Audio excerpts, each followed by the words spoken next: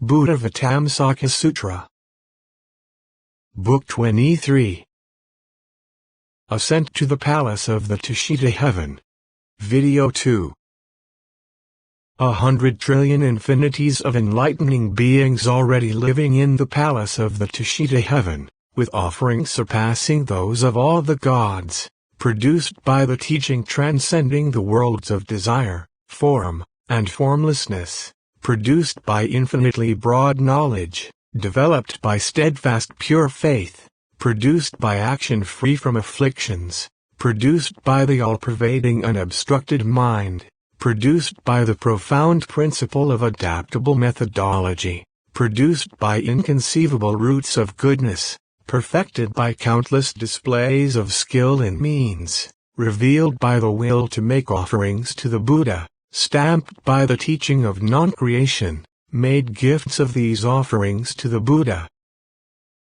They presented to the Buddha canopies of all precious substances born in the transcendent ways, drapes of all kinds of flowers born of pure understanding of the realm of all Buddhas, all kinds of garments born of acceptance of the non-origination of things, all kinds of nets of chimes born of the unimpeded mind entering into the state of indestructibility, all kinds of solid fragrance born of the mind understanding all things are like apparitions, beautiful thrones of myriad precious substances of all Buddhas, born of the mind omnipresent at the thrones of Buddhas in all realms of enlightenment, banners of all jewels, born of the mind tirelessly make offerings to the Buddhas, palaces of all jewels, dwelt in by the Buddhas, born of the joyful mind that understands that all things are like dreams, clouds of lotus blossoms of all jewels, born of roots of goodness without attachment and uncreated roots of goodness, clouds of all solid incenses, clouds of boundless flowers of all colors, clouds of exquisite raiment of all various colors, clouds of infinite pure sandalwood incenses, clouds of precious canopies with all kinds of embellishments, clouds of all burning incenses, clouds of all kinds of beautiful garlands, clouds of all kinds of pure decorations, all filling the cosmos, going beyond all the heavens. Those enlightening beings each produced from their bodies unspeakable hundreds of trillions of infinities of enlightening beings, filling the space of the cosmos, their minds all equal to the Buddhas of all times. By means of development from the delusion-free teaching and strengthening by the power of infinite enlightened ones, they revealed to sentient beings the path of peace. Equipped with unspeakably many meaningful expressions, they entered into the seeds of all concentration formulae containing infinite teachings, and produced inexhaustible treasuries of intellectual powers. Their minds without fear, they conceived great joy, and with unspeakable infinities of points of truthful praise they tirelessly eulogized the Enlightened One. Then all the celestial beings and all the enlightening beings saw the Buddha, the perfectly enlightened one, the inconceivable hero of humanity, his bodies infinite, uncountable, manifesting inconceivably many different varieties of mystical transfigurations, causing the minds of countless sentient beings to be full of joy, pervading all universes throughout space, adorned with the embellishments of Buddhahood, causing all sentient beings to abide in roots of goodness, displaying infinite spiritual powers of the Buddhas, beyond all manners of speaking, admired and respected by all great enlightening beings, causing them all to rejoice in accord with what they need to be taught, abiding in the immense body of the Buddhas, all virtues and roots of goodness purified, most excellent in appearance, not to be outshone by anyone. The sphere of the Buddha's knowledge was inexhaustible, born of incomparable concentration. His body was boundless, omnipresent in the bodies of all sentient beings. He caused great joy to infinite beings. He caused the lineage of omniscient ones to continue unbroken. Dwelling in the ultimate abode of the Buddhas, born in the family of the Buddhas of past, present, and future. He caused the faith of countless sentient beings to be purified, and caused the knowledge and wisdom of all enlightening beings to be perfected. All his senses were joyful. The clouds of his teaching covered all universes in space, teaching and taming without omission, fulfilling all sentient beings according to their mentalities, causing them to abide in non-discriminatory knowledge. He was beyond all sentient beings. Having attained omniscience, he radiated a great light, causing his roots of goodness of past ages to be clearly manifest. He inspired great determination in everyone and caused all sentient beings to abide in the indestructible knowledge of universal good. Abiding everywhere in all lands of sentient beings, born of the non-regressing true teaching, he dwelt in the totally impartial realm of reality. Clearly understanding what was appropriate to the minds of sentient beings, he manifested unspeakably many different Buddha bodies, beyond the power of worldly speech to extol, able to cause all to always think of the Buddha, filling the cosmos, liberating vast numbers of living beings. According to the aid they required, he bestowed the teaching on them, causing them to be pacified and their faith to be pure, manifesting inconceivable physical forms. Regarding all living beings impartially, his mind had no attachments. He dwelt in the abode of non-obstruction and had attained the 10 powers of Buddhahood without impediment. His mind was always quiet and stable, never distracted or disturbed. Abiding in omniscience, he was able to express all kinds of truths. Able to enter completely into the boundless ocean of knowledge, he produced infinite treasuries of virtue and wisdom. With the sun of enlightenment he constantly illumined the entire cosmos. In accord with the power of his original vows, he was always manifest, never disappearing, always dwelling in the realm of reality, abiding in the abode of Buddhas, without change. He had no attachment to self or to possessions. He dwelt in the transmundane state and was not affected by mundane things. In all worlds he set up the banner of knowledge and wisdom, his knowledge vast and great, transcending the world, with no attachments. He rescued sentient beings from the mire, placing them on the highest ground of wisdom. All his blessings and virtues benefited sentient beings yet were never exhausted. He was fully aware of the knowledge and wisdom of all enlightening beings, their faith and direction certain, sure to attain enlightenment. By great compassion he manifested infinite adornments of the Buddha Bodhi. With a wondrous voice he expounded infinite teachings, satisfying sentient beings according to their mentalities. In the past, future, and present, his mind was always pure. He caused all sentient beings to be unattached to objects. He constantly forecast the enlightenment of all the enlightening beings, causing them to enter the family of Buddhas to be born in the house of Buddhas, and attain the coronation of Buddhas. He always traveled throughout the 10 directions, never resting, never craving for or clinging to anything. Able to live in all Buddha lands in the cosmos, he knew the minds of all sentient beings. All his virtues were unworldly and pure. He did not dwell in birth and death, yet appeared throughout the world, like a reflection. He illumined the whole cosmos by the moon of knowledge and realized that everything is ungraspable. By his wisdom he was constantly aware that all worlds are like illusions, like reflections, like dreams, like magic tricks, that all have mind as their inherent nature. Abiding in this way, he manifested Buddha bodies in accord with the dissimilarities of the actions and consequences of sentient beings, the distinctions in their mental inclinations, and the individual differences in their faculties. The Enlightened One was always relating to countless sentient beings, explaining to them that everything in the world derives from conditional, interdependent origination. He knew that the signs of all things are signless, this being their sole characteristic, the basis of wisdom. He wanted to cause all sentient beings to detach from all signs, forms, and characteristics.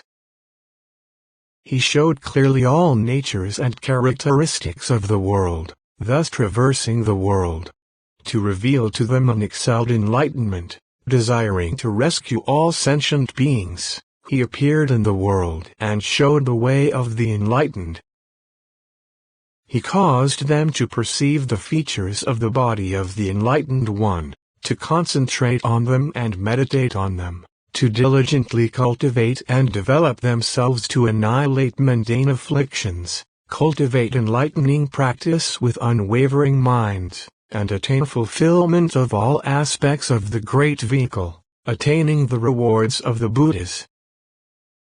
He was able to observe the roots of goodness of sentient beings, and did not allow the results of their pure deeds to die out. His knowledge was clear and complete, entering into all times, forever detached from all mundane discrimination. He radiated networks of light beams, fully illuminating all worlds in the 10 directions. Those who saw him never tired of beholding the sublime refinements of his physical form. By means of great virtue, knowledge, wisdom, and spiritual power, he produced all kinds of enlightening practices. The spheres of his senses were free and complete, round and full. He did Buddha work, and when he finished doing it he disappeared. He was able to show the path of all knowledge of past, present, and future. For the enlightening beings he showered a rain of innumerable concentration formulae, causing them to develop great rapture, to take them up, hold them, and practice them, and perfect the virtues of all Buddhas, in their full glory, with boundless wonderful forms, to adorn their beings. He saw everything in all worlds, and was forever rid of all obstruction. He had attained the pure true meaning of all verities. He had attained mastery of virtuous qualities, and was a great king of truth, like the sun illumining everywhere. Being a field of blessings for the world, he had great dignity, influence, and virtue. He manifested emanation bodies in all worlds, radiating the light of wisdom, causing all to be enlightened. Wanting to cause all sentient beings to know the boundless virtues possessed by the Buddha, he took the turban of non-obstruction, tied it on his head, and assumed the rank of Buddhahood. Adapting to the world, he guided by means of expedient methods, comforting beings with the hand of wisdom. As a great physician, he skillfully cured all sickness, able to go to all the countless lands in all worlds, without rest. His clear, pure eye of wisdom was free from all obstructions, able to clearly see all. Evil-doing sentient beings he tamed in various ways, causing them to enter the path, skillfully seizing appropriate opportunistic to civilize and teach them, never ceasing. If sentient beings developed equanimous, impartial minds, he would then show them the consequences of impartial deeds. In accord with their inclinations and in accord with their actions and results thereof, he manifested various spiritual powers of the Buddha body for them, to expound the truth and enlighten them, that they may attain the knowledge and wisdom of the teaching, and that their minds be joyful and their senses ecstatic, that they see innumerable Buddhas, develop profound faith, and produce roots of goodness, never regressing. All sentient beings, in accord with their involvement and enchantment by actions, sleep forever in birth and death. The Enlightened One, appearing in the world, can awaken them all, comfort their minds, and cause them to be without anxiety or fear. Any who sees him he causes to realize independent knowledge of truth. With knowledge and skill in means he comprehends the objective world. His embellishing marks and adornments cannot be overshadowed. His mountain of wisdom and talents of teaching are all purified. Sometimes he manifests as an enlightening being, sometimes he appears as a Buddha, causing all sentient beings to arrive at the realm of sorrowlessness. Adorned by countless virtues, developed by practical action, he appears in the world. The adornment and purity of all Buddhas are accomplished by the works of omniscience. Always keeping his original vow, he does not abandon the world, being a steadfast benefactor of sentient beings. His supreme pure light makes itself visible to all sentient beings. By means of spiritual power, the Buddha always follows the sentient beings of the 6 realms of mundane existence, boundless and countless, never abandoning them. If there are any who have planted similar roots of goodness in the past, he causes them all to be purified, yet without giving up his original vow with regard to all sentient beings of the 6 paths of mundane existence. He deceives no one, appropriately dealing with them in virtuous ways, causing them to practice pure acts and break up demonic conflicts. From the realm of non-obstruction he produces great power. Nothing blocks his supreme treasury of light. He manifests reflections in the realm of pure minds, which all worlds see. He bestows many various teachings on sentient beings. Buddha is a boundless treasury of light. His powers, knowledge, and wisdom are all fully complete. He constantly illumines all sentient beings with great light, causing them all to be fulfilled in accordance with their aspirations. Beyond all enmity, he is the highest field of blessings, relied upon by all sentient beings. If any give anything, he causes them to be pure, and to receive boundless blessings from doing a little bit of good. He causes all to be able to enter the stage of inexhaustible knowledge. He is the pure-minded master, planting roots of goodness for all sentient beings. He is the most excellent fertile field producing blessings and merit for sentient beings.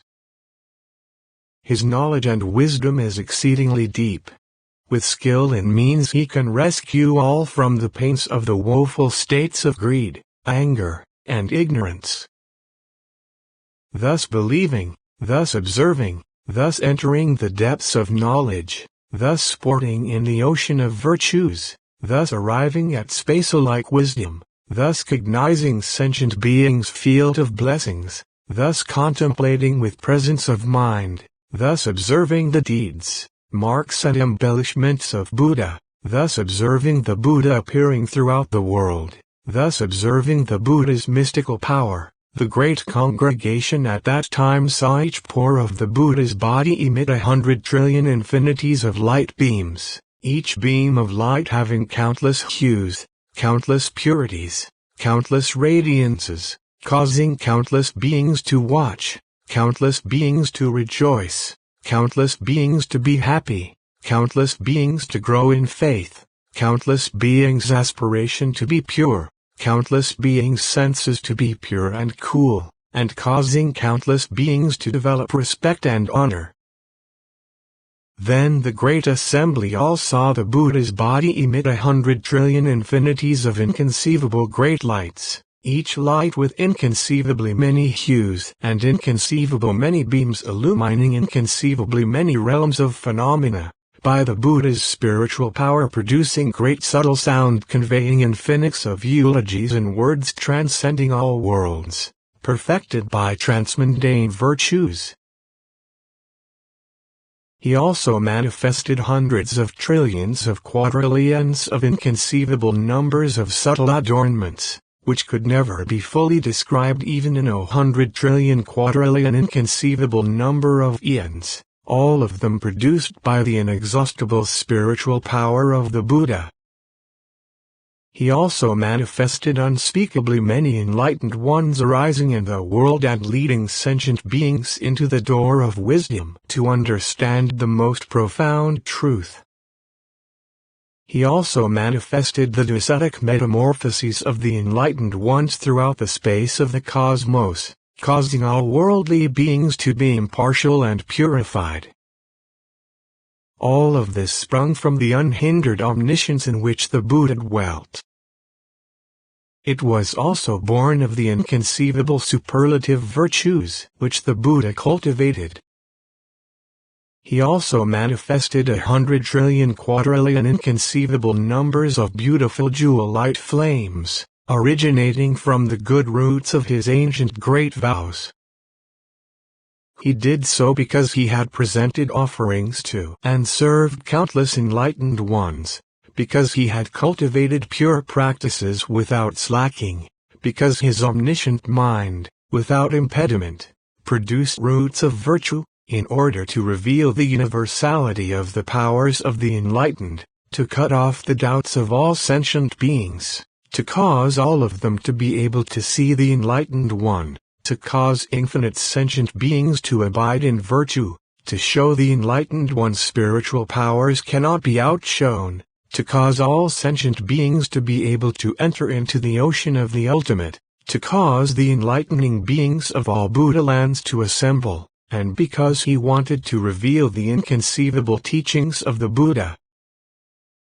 Then the enlightened one, his great compassion covering all, showed the adornments of omniscience, wanting to cause the sentient beings in innumerable worlds who had no faith to have faith, to cause those with faith to develop, to cause the developed to become pure, to cause the pure to become mature, to cause the mature to conquer their minds and contemplate the profound truth, be filled with the boundless light of knowledge and wisdom, develop an immeasurably broad mind, an omniscient mind, never regressing, not going against the essential nature of things, not fearing ultimate reality, to realize genuine truth, fulfill all transcendent practices, purify all transmundane virtues, like universally good, attain the freedom of Buddhahood, leave the realm of demons and enter the realm of Buddhas, comprehend the profound teaching and attain inconceivable knowledge,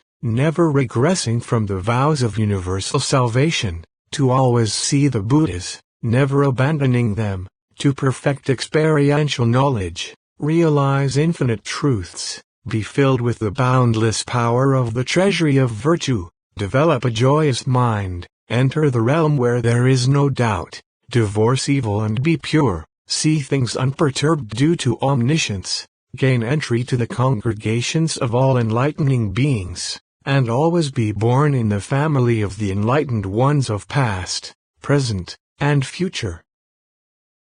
These adornments manifested by the Buddha were all made by roots of goodness accumulated in the past, for the purpose of harmonizing and civilizing all sentient beings, to reveal the great powerful virtue of the enlightened, to light up the treasury of unobstructed knowledge and wisdom, to show the extreme radiance of the boundless supreme virtues of the enlightened, to show the inconceivable great spiritual displays of the enlightened, to manifest the Buddha body in all realms of being by means of spiritual powers, to show the boundlessness of the mystic powers and magical transfigurations of the enlightened, to fulfill all his original aspirations, to show that the dauntless knowledge and wisdom of the enlightened can go everywhere, to become the King of Truth free in all ways, to produce all avenues of knowledge, to manifest the purity of the body of the enlightened, and also to reveal the supreme splendor of his body, to manifest the realization of the equal state of the Buddhas of all times, to reveal the pure treasury of roots of goodness, to manifest the most sublime form, to which nothing in the world may be likened, to show the characteristics of full command of the 10 powers, to cause beholders never to tire, to be the sun of the world, illumining past, present, and future. All the virtuous qualities of the sovereign King of Truth were manifested by roots of goodness of the past. Even if all enlightening beings were to eulogize and tell of them throughout all time, they never would be exhaustively told. Then the King of the Tushita Heaven, having prepared all the offerings for the Buddha, together with countless deities of the Tushita Heaven, joined his palms in a gesture of respect toward the Buddha and said, "Welcome, World Honoradoni. Welcome, Felicitous One. Welcome, Enlightened One, Worthy, Truly Awakened One. Please look upon us with compassion and sojourn in this place." Then the world-honored one, adorning himself with the adornments of Buddhahood, replete with magnificent virtues, in order to gladden all beings, in order that all enlightening beings develop profound understanding, so that all the celestial beings of the Tushita Heaven increase in determination, so that the King of the Tushita Heaven never tires of generosity and service, so that countless beings focus their attention on the Buddha and become inspired to seek enlightenment, so that countless types of beings see the endlessness of the Buddha's roots of goodness, blessings, and virtues, so that they always be able to arouse pure faith, so that, seeing a Buddha, they serve without seeking anything, so that all of their aspirations be pure, so that they diligently amass roots of goodness without flagging, and so that they would vow to seek omniscience. The Buddha accepted the invitation of the celestial king and entered the palace adorned by all jewels. Just as in this world, the same thing transpired in all worlds in the 10 directions. At that point the hall adorned by all jewels naturally had wonderfully fine decorations, surpassing all the heavens, and atop the decorations were nets of all jewels covering all over, showering clouds of all the finest gems all over, showering clouds of all kinds of ornaments, clouds of all kinds of precious raiment, clouds of all kinds of sandalwood incenses, clouds of all kinds of solid fragrances, clouds of canopies adorned by all jewels, and clouds of bunches of inconceivably many flowers, producing everywhere inconceivable music praising the enlightened one's knowledge of all means of liberation, all in accord with the sublime truth. All these offerings were beyond those of the celestial beings. Then in the Tushita Palace rich music and singing continued ceaselessly. By the spiritual power of the Buddha, the mind of the King of Tushita was made imperturbable. His past roots of goodness all reached complete fulfillment, his good qualities became more firm and stable, he increased in pure faith, he aroused great vigor, conceived great joy, purified profound aspiration, made the determination for enlightenment, and placed his unwavering attention on the teaching, keeping it firmly in mind. Then the King of the Tushita Heaven, empowered by the Buddha, recalled the roots of goodness he had planted with past Buddhas and said in verse, "There once was a Buddha, an obstructed moon, most auspicious among the auspicious. He once entered this hall of adornment, therefore this place is most auspicious.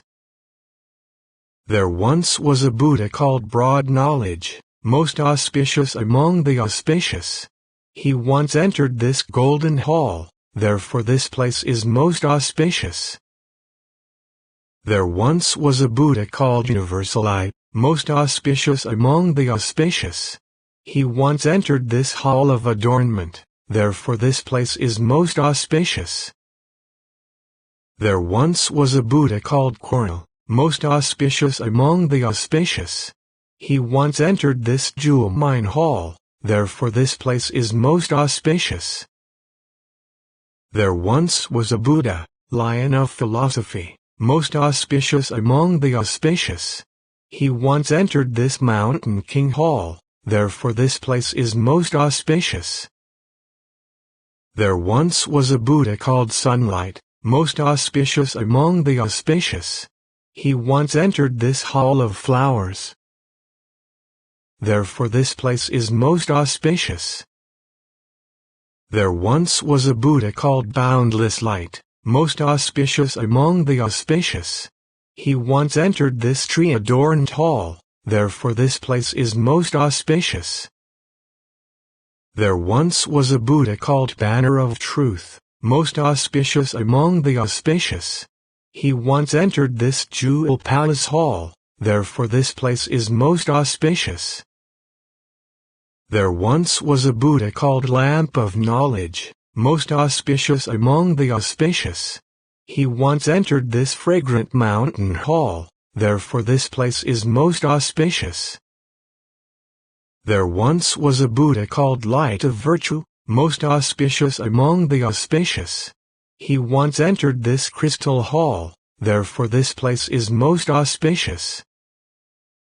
As in this world the king of the Tushita Heaven, by the power of the Buddha, eulogized Buddhas of the past, so also did the kings of the Tushita Heavens in all worlds praise the virtues of Buddhas. Then the world-honored one sat cross-legged on the jewel treasury lion throne in the hall adorned by all jewels. His body of reality was pure, his inconceivable action was free. He was in the same realm as all Buddhas of all times, abiding in omniscience, entering into the same one essence with all the Buddhas. His enlightened eye was perfectly clear, and he saw all things without hindrance. He had great mystic powers, coursing everywhere throughout the cosmos unceasingly. He had great occult powers, able to go anywhere there might be beings who could be taught. His body was adorned with the unobstructed embellishments of all Buddhas. He was well aware of appropriate timing in expounding teachings to people. Unspeakably many enlightening beings came from various lands in other regions and assembled. The congregation was pure, their reality body non-dual. They rested on nothing, and were freely able to perform the actions of Buddhas.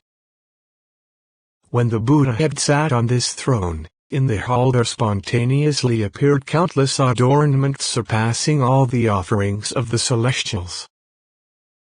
That is, flower garlands, robes, perfumes, incense, jeweled parasols, banners, pennants, music, and singing. Each of these was uncountable. With great reverence and respect these were offered to the Buddha. The same thing took place in all the Tushita Heavens in the 10 directions. The end of Book 23.